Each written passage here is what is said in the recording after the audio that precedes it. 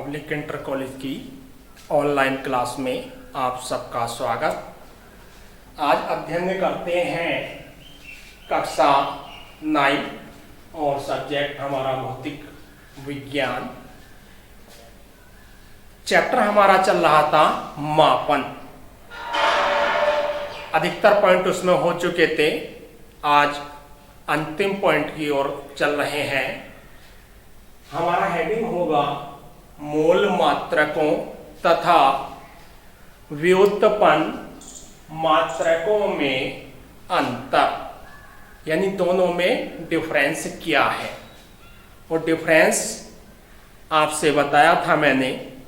मोल मात्रकों की परिभाषा आई थी कि ऐसे मात्रक जो एक दूसरे से स्वतंत्र होते हैं। व्युत्पन्न मात्रक में आया था कि ऐसे मात्रक जो मोल मात्रकों की सहायता से बनाए जाते हैं, यानी दोनों में डिफरेंस है। तो पहला डिफरेंस देखते हैं मोल मात्रक में। मोल मात्रक एक दूसरे से पूर्णतः स्वतंत्र हैं। व्युत्पन्न मात्रकों में हम लिख देंगे कि व्युत्पन्न मात्रक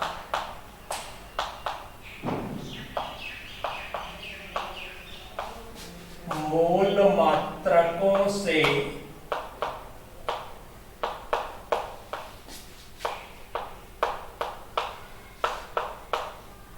प्राप्त किए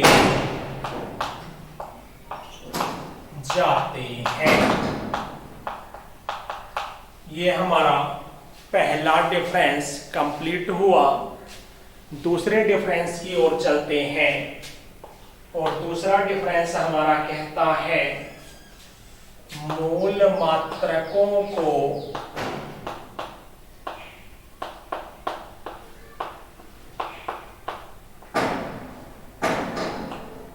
अन्य मात्रकों से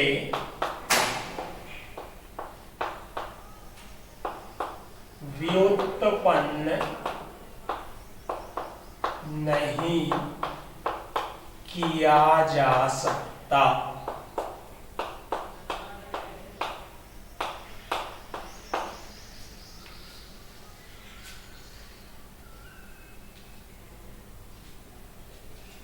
इसमें हम लिख लेंगे व्युत्पन्न मात्रकों को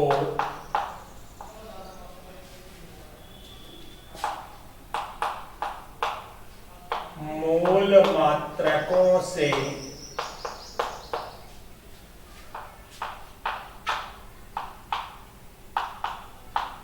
व्युत्पन्न किया जा सकता है।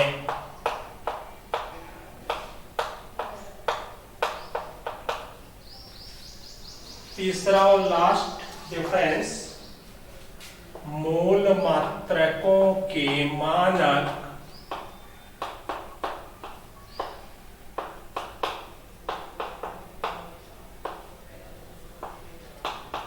परिभाषित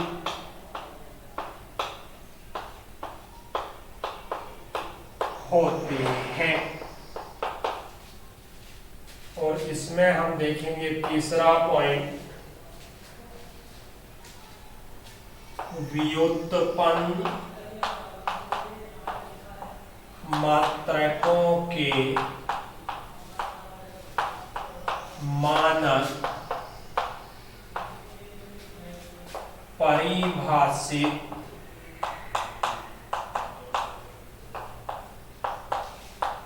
नहीं होते। तीन हमारे डिफरेंस आपके वर्ड स्क्रीन पर आपको दिखाई दे रहे हैं। फेयर कॉपी में आप यहाँ से इन्हें नोट कर लेंगे तो आपके फेयर नोट्स कंप्लीट होते जाएंगे। अब समझते हैं इन्हें हम कि इन डिफरेंस के मायने क्या हैं, ये हमसे क्या कहते हैं, इस चीज को हम समझते हैं। पहला, मूल मात्रक एक दूसरे से पूर्णतः स्वतंत्र होते हैं। मूल मात्रक कौन से थे हमारे? जो मूल राशि थी, जैसे लंबाई का मीटर, द्रव्यमान का था किलोग्राम, समय का सेकेंड। तो ये एक दूसरे से कोई मतलब नहीं रखते, मतलब एक दूसरे के साथ नहीं है। सारे के सारे जितने ये कुल मिला के 7 होते हैं, मैंने 3 ही यहां दिखाए हैं, तो ये सातों के साथ एक दूसरे से अलग अलग होते हैं। जबकि व्युत्पन्न मात्रक एक दूसरे पर डिपेंड होते हैं। जैसे चाल का ही देखें हम, तो चाल का मात्रक होता है मीटर प्रति सेकेंड। अब बात आती है, यदि हम यहां से सेकेंड हटा दें तो बचा मीटर, तो चाल का मात्रक नहीं कहलाएगा। इसका अर्थ हुआ दोनों एक दूसरे पर डिपेंड कर रहे हैं, मिलकर काम कर रहे हैं। दूसरा डिफरेंस आया था, मूल मात्रकों को अन्य मात्रकों से व्युत्पन्न नहीं किया जा सकता। मतलब जो मूल मात्रक हैं अंतरराष्ट्रीय स्तर पर जो सभी देशों ने मिलकर बनाए हैं, वह अन्य मात्रकों से हम उसे उत्पन्न नहीं कर सकते। जैसे मीटर है, या लंबाई का मात्रक मीटर है, द्रव्यमान का किलोग्राम है, तो यह हम अन्य मात्रकों से नहीं बना पाएंगे। लेकिन जैसे चाल है, या जैसे हमारा क्षेत्रफल है, या जैसे हमारा बल है, इनके जो मात्रक होते हैं, उन मात्रकों को अन्य मात्रकों की सहायता से ही बनाया जा सकता है। जैसे चाल का मीटर प्रति सेकंड, 2 मूल मात्रकों की हेल्प से हमने चाल का मात्रक कंप्लीट किया। अब क्षेत्रफल क्या होता है? Metre square. बल क्या होता है? किलोग्राम मीटर प्रति सेकेंड स्क्वायर। किलोग्राम प्रति सेकेंड स्क्वायर, किलोग्राम मीटर प्रति सेकेंड स्क्वायर बल का मात्रक हमारा।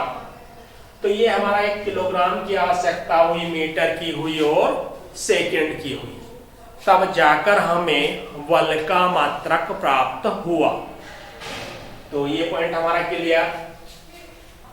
थर्ड पॉइंट हमारा कहता है कि मूल मात्रकों के मानक परिभाषित होते हैं, जबकि व्युत्पन्न मात्रकों के मानक परिभाषित नहीं होते।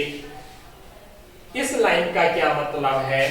जब अंतरराष्ट्रीय देशों की मीटिंग हुई तो उन्होंने माना कि इतनी दूरी को हम 1 मीटर कहते हैं, तो सारे देश इतनी ही दूरी को 1 मीटर कहेंगे। ऐसा नहीं है कि अमेरिका में इतनी यहां से यहां की लंबाई को 1 मीटर कहा और जो भारत में कहा वो इतनी लंबाई को 1 मीटर कह दिया। पाकिस्तान में गए, इतनी ज्यादा को 1 मीटर कह दिया। तो ऐसा तो नहीं होता है। आप यहाँ नापो, आप मुरादाबाद में जाकर नापो, आप किसी भी स्थान पर नापो लंबाई को, तो 1 मीटर तो उतनी ही लंबाई आएगी जो यहाँ पर आई, वही अन्य स्थानों पर। इसका मतलब इसको फिक्स किया गया है कि इतनी जो लंबाई है, ये जो दूरी है यहाँ से यहाँ तक की, इसे हम 1 मीटर कहेंगे। ये हमारा क्लियर। या हम कह सकते हैं, आप 1 किलोग्राम चीनी लाए बाजार से, उसके बाद मुरादाबाद गए, वहां भी 1 किलोग्राम चीनी, तो दोनों बार आपको बराबर मात्रा में मिलेगी। ऐसा नहीं कि जो हमारा शहर कांठ है वहां 1 किलोग्राम चीनी इतनी मिली और मुरादाबाद में जाके इतनी मिल गई 1 किलोग्राम चीनी, तो ऐसा तो संभव नहीं है। इसका क्या अर्थ हुआ कि जो मानक है कि इतने ही को हमने 1 किलोग्राम कहा है, तो सारे विश्व में उतने ही एरिया को 1 किलोग्राम हम कहकर चलेंगे। मतलब ये चीजें फिक्स की गई है। व्युत्पन्न मात्रकों के मानक परिभाषित नहीं होते, तो वहां पे ऐसा नहीं है। चाल का मात्रक मीटर प्रति सेकंड है, फिक्स नहीं कर सकते कि आपकी चाल 20 मीटर प्रति सेकंड ही रहेगी, बढ़ भी सकती है, कम भी हो सकती है, तो कोई फिक्स यहाँ पे नहीं है। मीटर स्क्वायर में भी फिक्स नहीं कर सकते। तो इस तरह से मानक जो हमारे परिभाषित हैं वो मूल मात्रकों के होते हैं, ना कि व्युत्पन्न मात्रकों के। तो ये हमारा एक टॉपिक कंप्लीट हुआ। इसके बाद कुछ न्यूमेरिकल देखते हैं। इधर वाले मैंने आपको केवल समझाने के पर्पज से ये लिखे थे, इन्हें आप हेयर कॉपी में नोट नहीं करेंगे। लेकिन ये जो आपके सामने बोर्ड स्क्रीन पर दिखाई दे रहे हैं 3 अंतर, ये हमारे मुख्य अंतर हैं और ये हमें नोट्स में लिखने हैं। इसके बाद कुछ न्यूमेरिकल देखते हैं।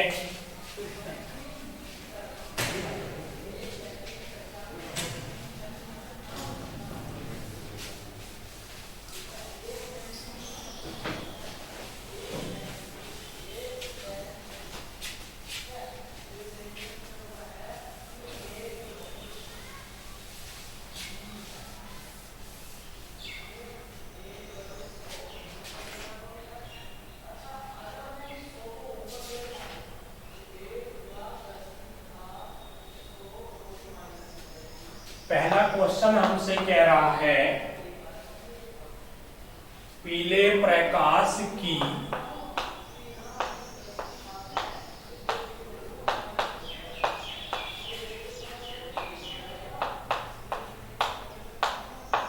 तरंग दैर्ध्य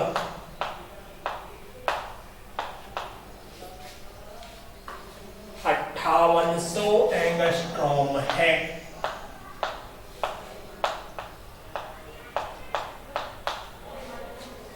इसे मीटर में व्यक्त कीजिए।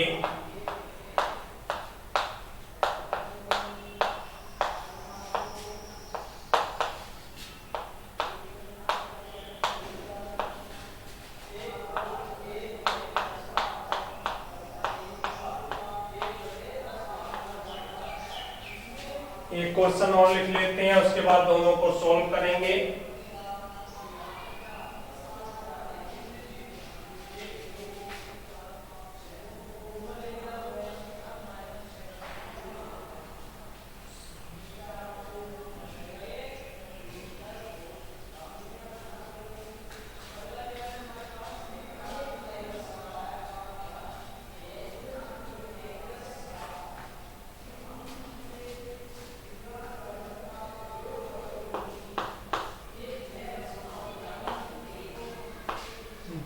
किलोग्राम को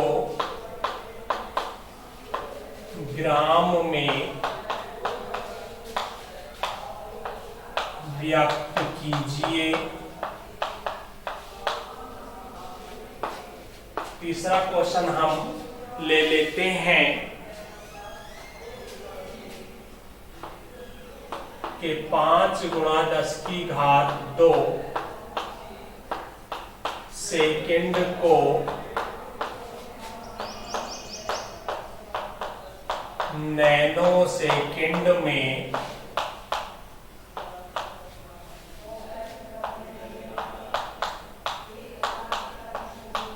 परिवर्तित कीजिए। एक क्वेश्चन और लेते हैं। क्वेश्चन लेते हैं,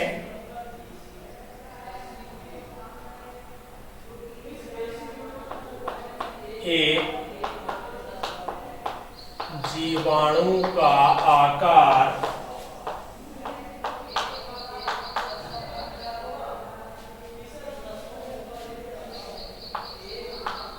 5.2 एंगस्ट्रॉम है। इसे मीटर में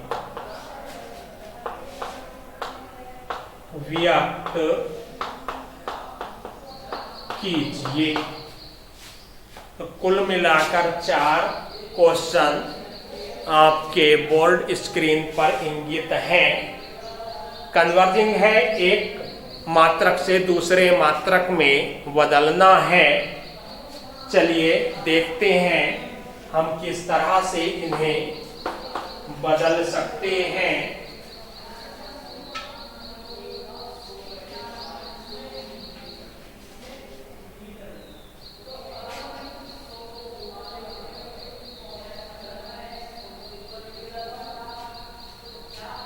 क्वेश्चन नंबर पहले में कहा था